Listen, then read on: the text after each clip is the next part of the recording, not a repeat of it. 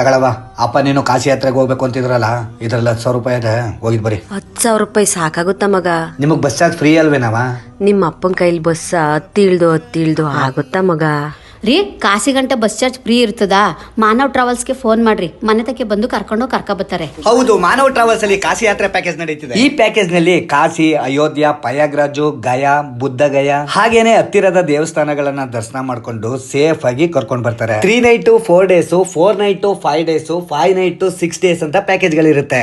ಬೆಂಗಳೂರು ಅಷ್ಟೇ ಅಲ್ಲ, ಕರ್ನಾಟಕದಲ್ಲಿ ನೀವೆಲ್ಲೇ ಇದ್ರು ನಿಮ್ ಮನೆ ಹತ್ರನೇ ಬಂದು ಪಿಕಪ್ ಮಾಡ್ಕೊಂಡು ದೇವಾಲಯಗಳ ದರ್ಶನ ಮುಗಿಸ್ಕೊಂಡು ನಿಮ್ ಮನೆ ಹತ್ರನೇ ಡ್ರಾಪ್ ಮಾಡ್ತಾರೆ.